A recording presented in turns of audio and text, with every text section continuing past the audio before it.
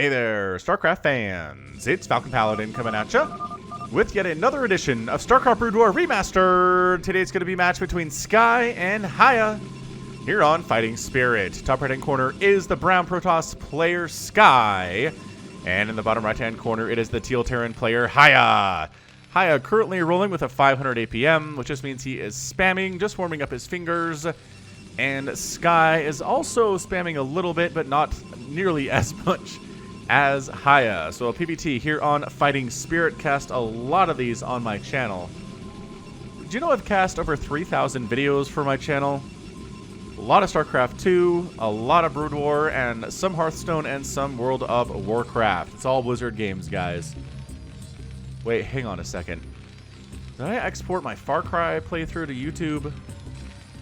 Not entirely sure if I did, but if you want to see me playing other games, go to twitch.tv/FalconPaladin, and you will see me playing other non-Blizzard games. And Blizzard games as well. I'm planning on playing the Warcraft 3 Remastered campaign, if you're interested in that sort of thing. I'm trying to decide whether to do it on YouTube or Twitch. Nah, I want to bring more people to Twitch, but I also want a lot of people to see this, so I'm kind of torn. Let me know in the comments if you're interested in watching me play the Warcraft 3 Remastered campaign. Or if you're not, let me know as well, and where you want me to play it. I kind of feel like YouTube's going to win, but I don't know. Maybe Twitch is better for playthroughs, right? Or playthroughs. Let's plays. Let's plays. Yes, yes. Oh, I have got a good story about The Last of Us. Right, The Last of Us. PlayStation 3 version here. Well, PlayStation 4 version, not much different other than it's remastered. Anyway, so I'm talking about The Last of Us with my cubicle mate at work. And we're talking about The Last of Us 2, which is coming up later in 2020. He's like, man, it was so sad when Joel died at the end of The Last of Us. And I'm like, what? Spoiler alert, first of all, for those of us who have not played The Last of Us. But man, what are you doing with your life if you haven't? It is one of the best games of the last decade. And I'm like, hang on a second, Joel's alive at The Last of Us. And I'm like questioning my memory. I remember very specifically a conversation between Joel and Ellie there at the end involving telling the truth about some things. I'm not going to spoil if you haven't played it. And I very remember him being alive at the end of the game. Did I not play something? Is there a final chapter I didn't get to? And then we looked it up and the answer was no. It turns out my cubicle mate just hadn't played the entire game. I don't know how he didn't get to that final part with that conversation, but he totally thought Joel was dead. So I think he went home today and he played the last, the remaining parts of The Last of Us to see what's going on. Which, I have no idea how that happened. He doesn't either. He was very flabbergasted. Anyway, one base opening here from Sky. And he's going to go ahead and probably send some Zealots down, try to see what is up. It is good. One Raxer here from Hiya, so he's a little bit vulnerable to this, but the Zealot is going the wrong way to scout. And in fact, going back home. So what is this build? A Citadel of a Dune. And another Gateway. Is this just a ton of Zealot pressure? With Cybernetics. Okay, Cybernetics core upgrade Singularity Charge. So we're looking at Zealots with legs and Dragoons with range going for a bit of a one base attack here from Sky. Is Hiya going to hold this? He's making a bunker. I think he recognizes there's not an expansion yet. And there's not an expansion yet. There's likely not going to be one anytime soon. So let's go ahead, get a factory up, maybe get some vultures out. Some spider mines would be useful in the incoming attack. Because, yeah, there's not an expansion coming up at all. 0% for Sky. And, I mean, this kind of reminds me of the Choose compilation that I did. Templar Archives coming in too. Wow, are you researching Stormfast? Are you going for Archons? This is an interesting, very early Templar Archives, which generally not super useful against Terran. We don't see a lot of this, but maybe some Archons in the mix would be pretty good. Anyway, Cheese Compilation, if you missed it, Cheese Compilation number 3 came up earlier this week. It was awesome, you guys. We had Flash, we had Yellow, we had Hwasing involved, we had some incredible talent. I've never cast a Yellow game on the channel before. That's the first time I was able to get one because most of them are broken because he was playing, or he played so long ago. SCV comes in and says, no expansion, right? Awesome. No expansion. Can I get up the ramp? No, says the probe. No, save the Dragoons, and you're going to die. But no expansion means one base attack incoming. Production tab says Dark Templar. Ah, DT's on the way. Oh, this is great. I enjoy this immensely. Is there any detection? Oh, there's an engineering bay. Making a turret, though, this might just be a dead Hiya, you guys. Hiya's a great player, but this attack looks really good from Sky. I'm going to put my money on the Protoss right now. Let's go ahead and try to focus down the bunker with our ranged Dragoons. And this is annoying, but nothing that Hiya hasn't dealt with before. This is a little bit more aggressive than your standard play, though. Oh my gosh, if the DTs show up, and there are no turrets, and there's no Comsat station because there's not an academy, this might just be a dead Terran, you guys. I'm looking at it. I'm feeling like this is a dead Terran. I kind of like this guy's making this feel like regular pressure. It's like, these are just Dragoons. It's not a problem. Why don't you make a tank? Why don't you spend your resources on a tank, you know, instead of, say, detection? Who needs detection? Detection sucks. And the DTs are going to show up, and I think that's it. There's nothing here to stop this. Alright, man. DTs. La la la la. Wandering on in. Missile turrets in production now, but I think it's too late. I don't think the turrets are going to finish in time. This DT... Oh, look at this. Actually floating the barracks over the missile turret so it can't be selected as it's under construction. Oh, hang on. He can get it, though. Oh, the SCVs can be got at the very least. Look at him just hammering down SCVs. Can't quite see it because the barracks is in the way. But the turret's not going to finish. Oh, this is so bad. 27 to 27 workers. But Sky needs to win here is the difference. Is there a turret somewhere else? There's a turret here. There's a turret here. The natural base is done. But again, this does not mean that Hiya is dead. It's not good for him. He's down 48 to 32 total supply.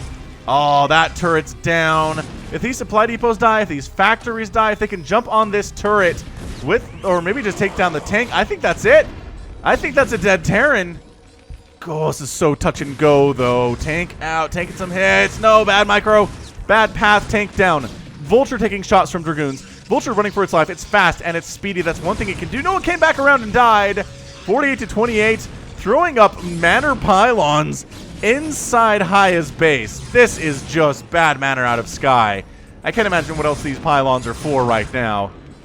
I mean, maybe it's to prevent... I don't know what this is. Is there even a forge? Are you going to try to throw up cannons or something here? This is weird. And that's it. Good game. Hiya's out in game one of our sneaky twofer. Booyah. Oh, and he was summoning a Dark Archon with his DTs too. Okay, that... I'm going to say that was a ton of bad manner out of Sky. Holy smokes. Throws up 2 pylons for no purpose and morphs his DTs into a Dark Archon after he's pretty much won the game. Funny... Probably bad manner. Hiya was good manner enough to throw the GG, even though he lost here. But nice play. I like it out of Sky. I really don't think that was reacted to very well by Hiya, unfortunately. Again, great player. Great Terran with an amazing resume out on Wikipedia. But to just completely skip detection when it's a one-basing Protoss, you have to have that in the back of your mind as an option. You have to know the Protoss. There's a decent chance DTs are going to show up. He just wasn't ready at all. He had an engineering bay, sure, but no turrets until he was aware DTs existed. And at that point, it's too late. It's just too late. The Dragoons were fantastic in this match. 4 kills on that Dragoon.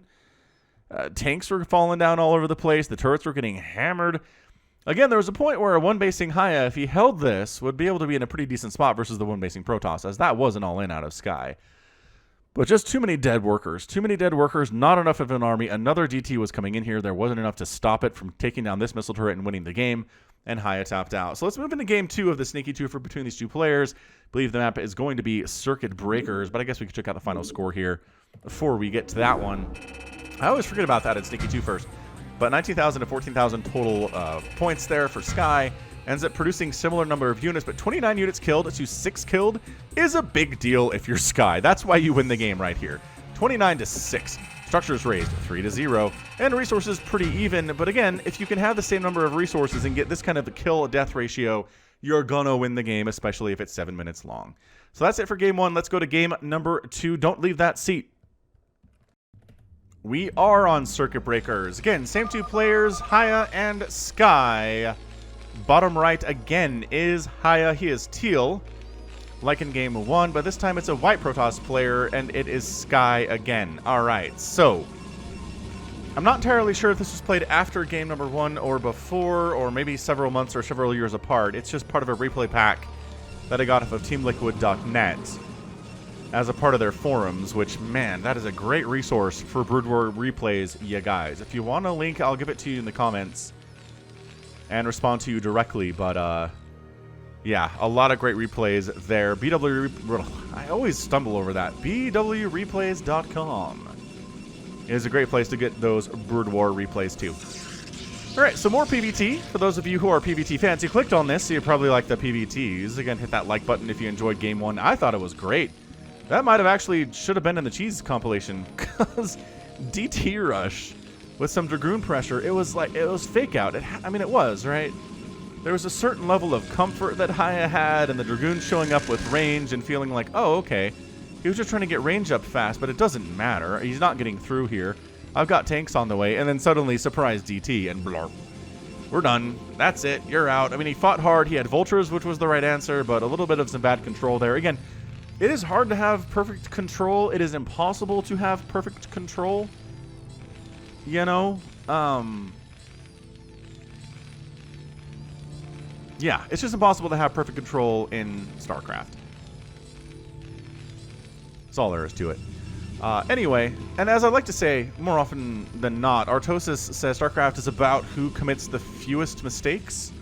Because playing a perfect game is impossible, so you just have to play the fewest mistakes of the two people involved and you win.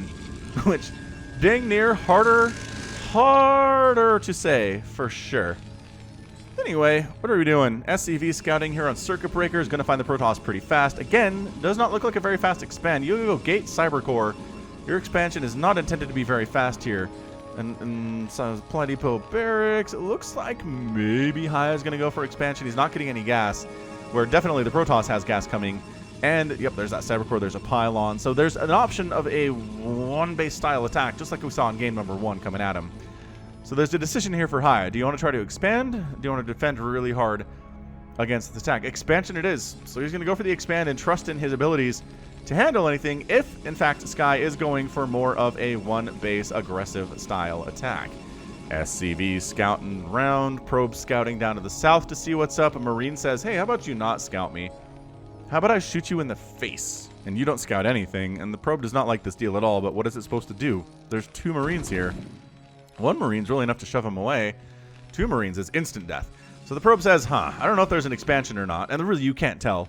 This could just be a 1 racks into 2 racks into 3 racks, and there's some crazy 5 racks opening. And Sky doesn't know. He's completely in the dark about this. So your reaction time is important. He is going for Singularity Charge. Again, the 1-basing stuff. I don't cast a lot of 1-base attacks. A lot of it is early expands. A lot of it is macro into macro. I like casting the longer macro games. I think they're more fun to cast. I think people like the longer games too. But that's the fun thing about Sneaky Twofers, is I get to do the Sneaky Twofer stuff, but you guys still click on it because you think it's a longer game. Haha! But wasn't that awesome? Wasn't that great? But at the same time, if I had posted that, a 7-minute standalone game, you'd have been like, 7-minute StarCraft, that's hardly worth my attention. But it was, wasn't it? I think it was fun. Anyway, that's why Sneaky Twofers exist, is to fill that gap of people not wanting to click 7-minute Brood War videos, but forcing them to watch them anyway, and then giving them a bonus other game on top of it. And I think that way everybody's happy. Let me know in the comments if you enjoy Sneaky Twofers. And sometimes I've even done Sneaky Threefers, you guys. I'm not telling you whether I'm doing that today or not. But Sneaky Threefers are fun. So Dragoon shows up. Singularity Charge is almost done. And it's like so close to almost done. I can't even tell how much time is left on the progress bar, really. And careful, careful. There we go. It's finished. Dragoons are hammering away. Bring the SCVs. Bunker's in trouble. Bunker's in the red now. And 2 repair is enough for 2 Dragoons. As more Dragoons show up, you're going to want additional SCVs to repair. And there's an expansion this time from Sky. So Sky not going for the 1-base attack. He just wanted some early Dragoon pressure on the Terran to make him worry about his life.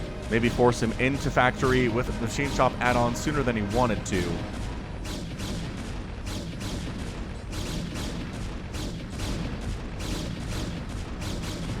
Yeah, now 3 Dragoons, 3 SCVs, you can do the math.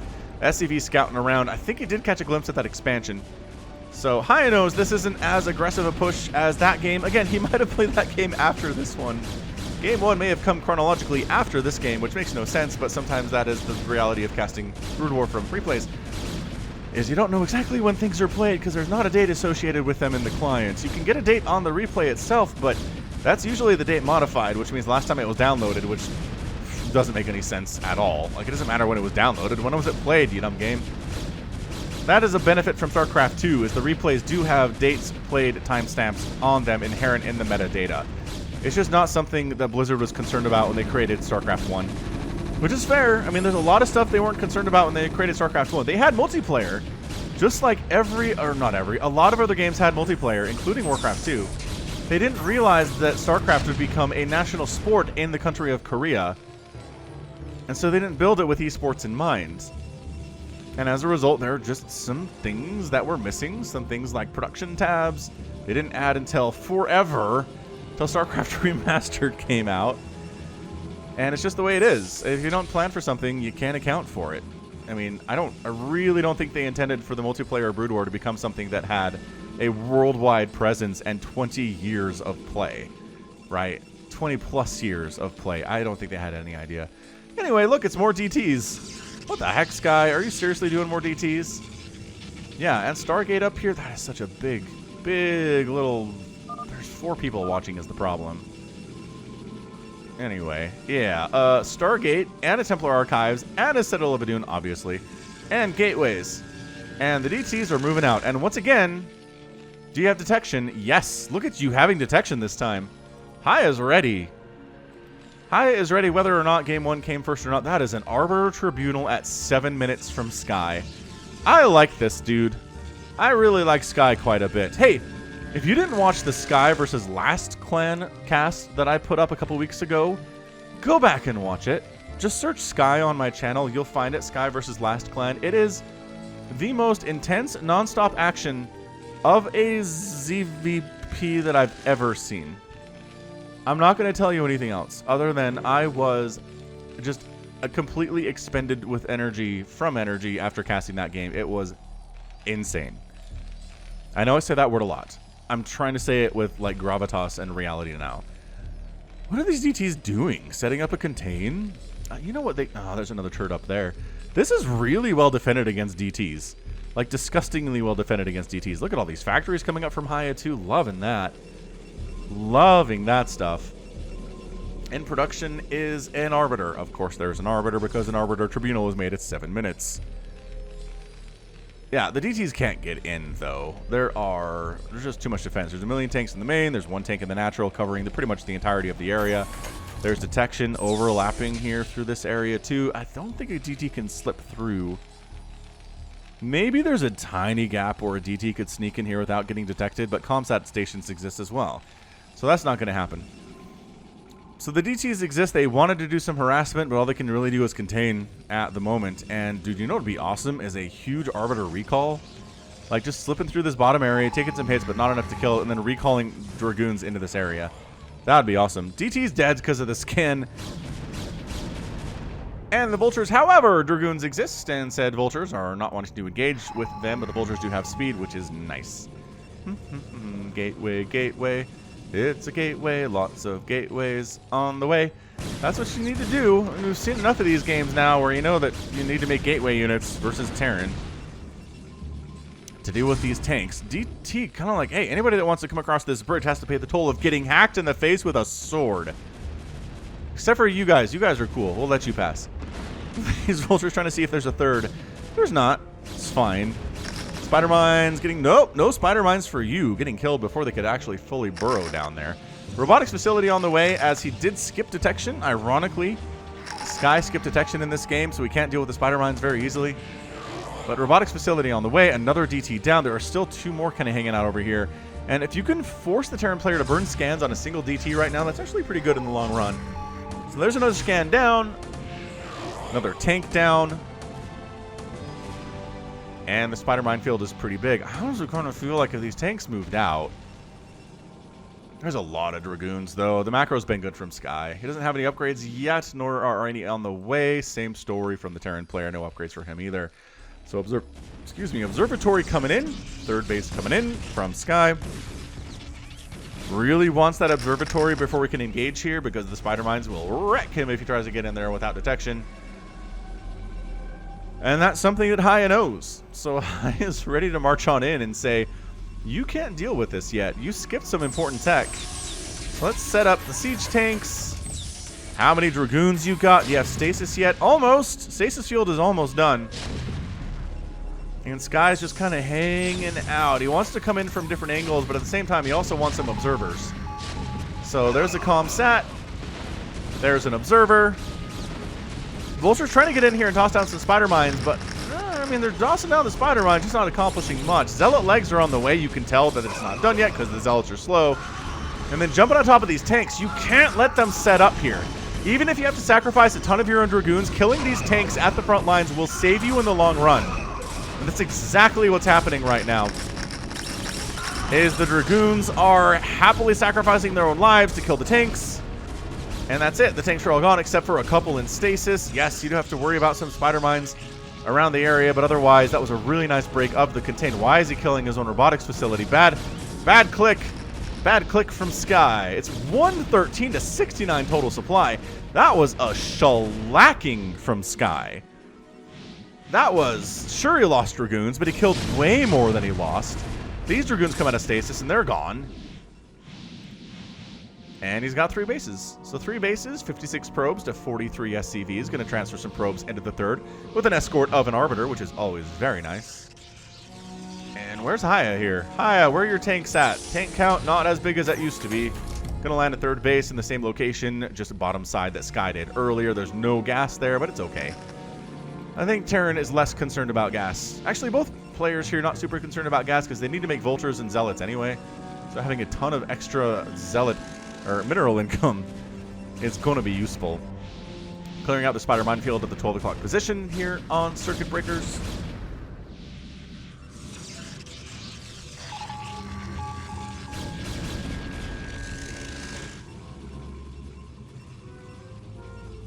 Charon boosters on the way. Vultures getting on into the third, ignoring the cannon and going after the probes. At least until the Dragoons show up and then they're out. The Vultures with speed are zippy. They're the zippiest boys in the entire world of StarCraft. I think they're the fastest units. They're faster than Speedlings, right? I think we had this discussion, and look at them go. Look at them go.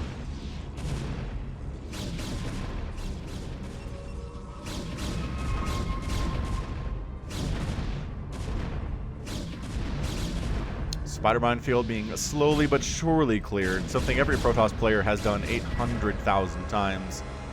Tanks set up in a defensive position. No upgrades for them yet, although vehicle weapons is on the way. Dragoons also at 000, but attack for them is coming in too. Science vessels on the way from the Terran player. Third base happily hanging out. Taking the 12 o'clock position now, Sky. Trying to out-macro the Terran player. Trying to keep that tank count low. So far, pretty much has accomplished those goals entirely. And an additional Stargate on the way. Does he want additional Arbiters is my question. Is he going to go for any kind of a recall? A recall would be great, but it's not every Protoss that does it in every game. Sometimes they're just highly ineffective. They're kind of hit and miss. Sometimes you can drop on top of a Terran with a ton of your army and kill 3 supply depots and lose everything. And sometimes you can wipe out some really important production facilities and SCVs and bases and command centers, and then you feel better about it. So if you're Bisu, pretty much always goes well for you, and if you're anybody else, it's sort of hit and miss. So I wouldn't be surprised if we didn't see a recall in this game. EMP on the way in that production tab. Worker count 59 to 52. Still a lead for the Protoss, but not as much as it was previously. These Vultures really don't want to go down that ramp. They really don't want to go down that ramp, and they don't want to go down that ramp. Just throwing spider mines in random positions, just trying to make sure that the Protoss forces have to be cautious as they traverse across the map, or they will catch a spider mine to the nose. And that is really, really uncomfortable, as everybody knows. But it's 187 to 124 supply. Suddenly, there's a really big army here. For Sky, he's going to march on down and see what he can do. Again, entrenched Terran position. Do not try this at home, boys and girls. Do not attack into an entrenched Terran position unless you're a professional. So here we go. Going to try to toss down some stasis. Defensive matrix up, stasis up. Can we get in here is the question. Stasis is a problem. Tanks still continuing to fire on in.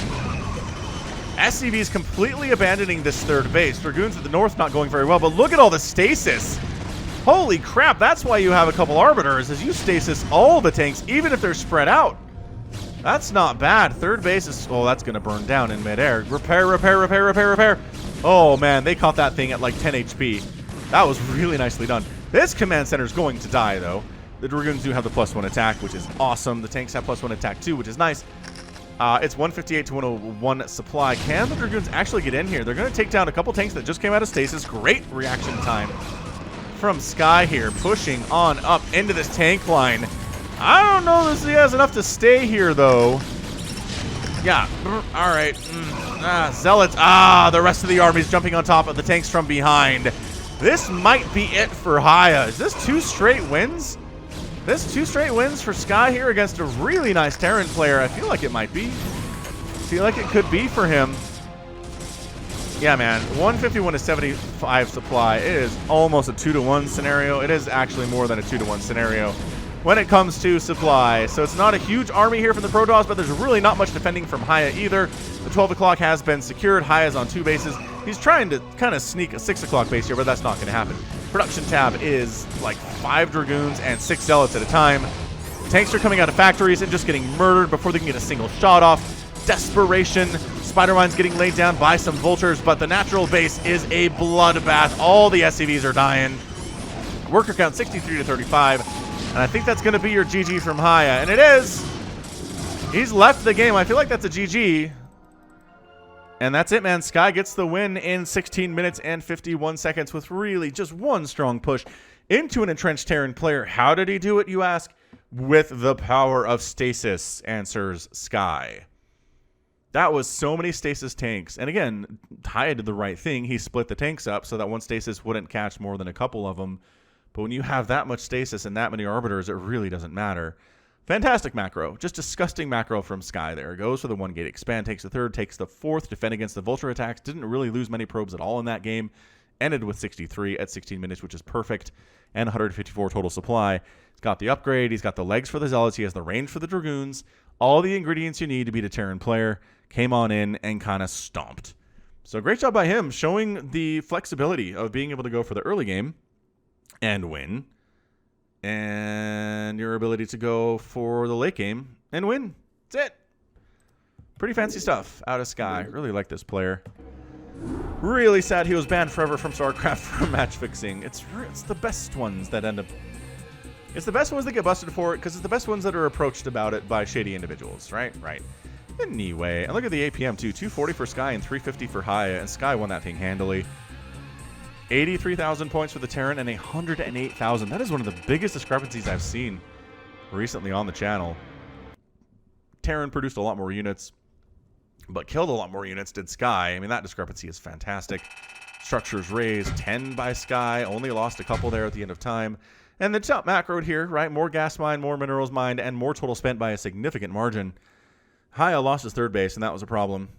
And never actually was able to get a 4th up, and that will kill you. It's a game of economics. StarCraft is a game of economics. You did not hear it here first, and this is not the last time you will ever hear it. All right, fantastic. Well, that's going to be it from me. This has been Falcon Paladin coming at you with yet another edition of StarCraft Brood War Remastered. Go ahead, hit that like button, hit that subscribe if you like what you saw and what you heard today. You can also catch me on Twitter, Facebook, Patreon, and Twitch, all at /Falcon Paladin. And until next time, as always, thank you so much for watching, and you take care of yourself.